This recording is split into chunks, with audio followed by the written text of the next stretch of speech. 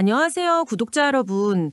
이번 112회는 민두식을 둘러싼 광기와 복수심이 폭발하고 마침내 민경채에게 세리 출생의 비밀이 전달되는 충격적인 회차였습니다.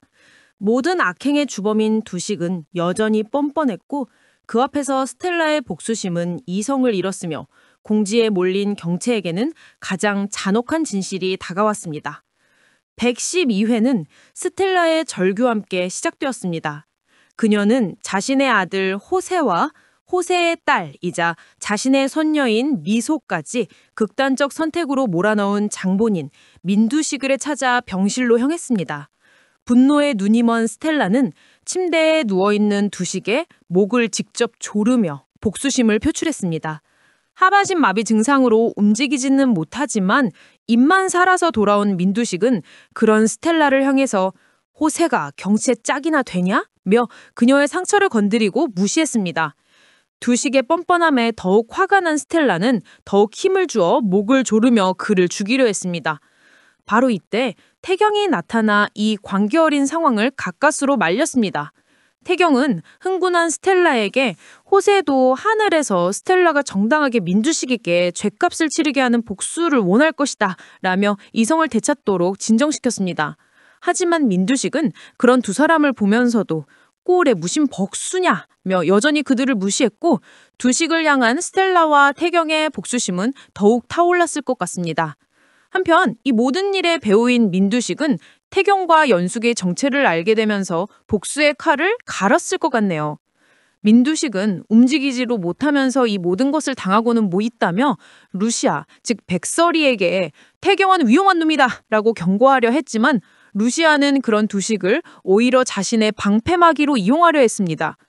민강유통 내부에서는 수정이 생존을 위해 선재와 손을 잡고 공개적으로 사귀는 모습을 보여주었습니다. 이들은 경체를 견제하기 위한 불안한 동맹을 시작한 것입니다.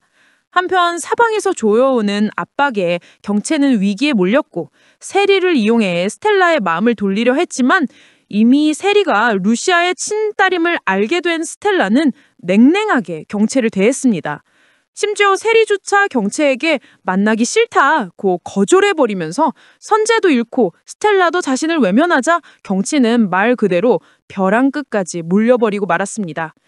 그렇게 술에 취해 정신없이 괴로워하던 경체에게 모든 파국을 알리는 진실의 속삭임이 다가왔습니다.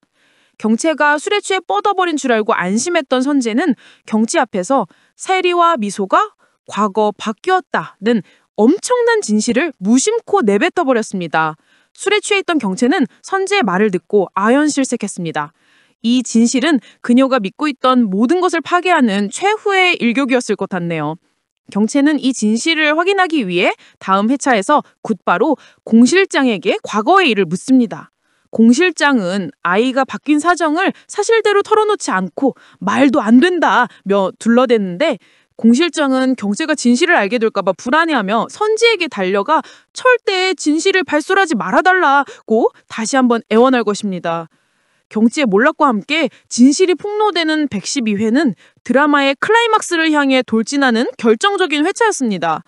다음 회차인 113회는 경체가 진실을 파헤치기 위해 어떤 광기를 보일지, 그리고 루시아는 이 혼란 속에서 태경과 손잡고 어떤 반격을 시작할지 궁금해집니다. 민경채에게 세리가 친딸, 진실이 전달되기 직전의 상황과 루시아가 적는 고통스러운 결단이 얽힌 113회는 극 전체의 흐름을 뒤바꾸는 핵심적인 에피소드가 될 것 같네요.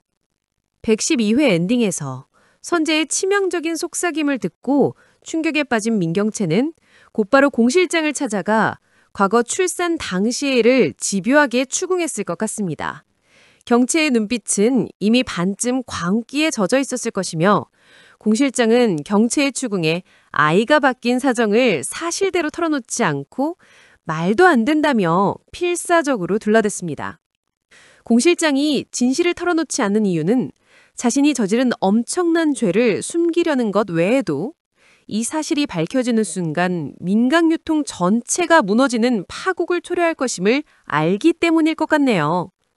공 실장은 경체의 의심을 겨우 잠재운 후 곧바로 선제에게 달려가 절대 진실을 발설하지 말아달라고 다시 한번 애원하며 불안한 공조를 강화했을 것입니다. 이로써 공 실장은 경체와 선제 사이에서 줄타기를 하는 시한폭탄 같은 존재가 될 것 같네요.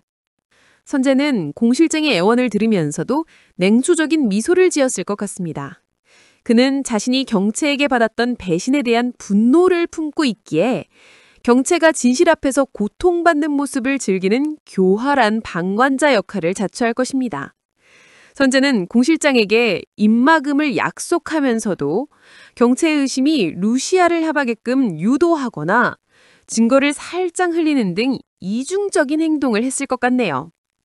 선제는 루시아를 찾아가 다시 한번 경체는 이제 내 복수에 신경 쓸 겨를이 없다. 우리 가족이 되자며 더욱 집요하게 설득했을 것입니다.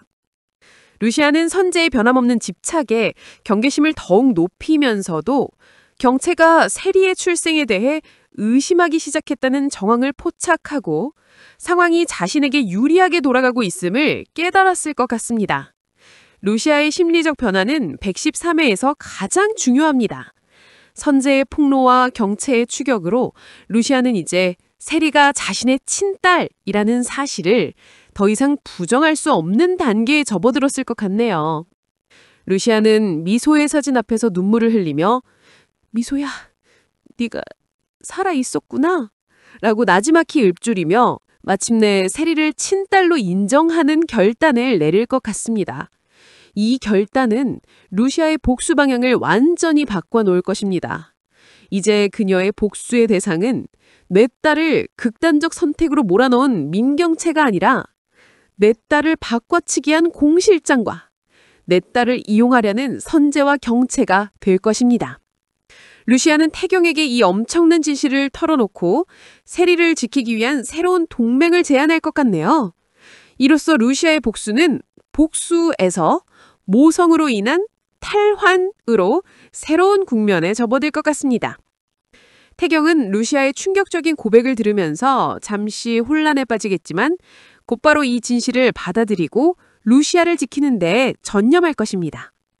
태경은 선제가 세리를 이용하려면 계획을 막고 민두식의 감금 장소를 찾아내 루시아에게 알리는 등 구체적인 반격의 실마리를 잡기 위해 움직일 것 같습니다. 또한 태주가 민두식에게 은밀한 제안을 건넸던 복선이 113회에서 다시 등장할 수도 있습니다. 태주가 두식을 돕고 루시아에게 정보를 전달함으로써 선제 경체 연합에 대한 결정적인 일격을 가할 준비가 시작될 것 같습니다. 113회는 루시아가 복수의 목표를 재설정하고 핏줄을 되찾기 위한 전쟁을 선포하는 회차가 될 것 같네요.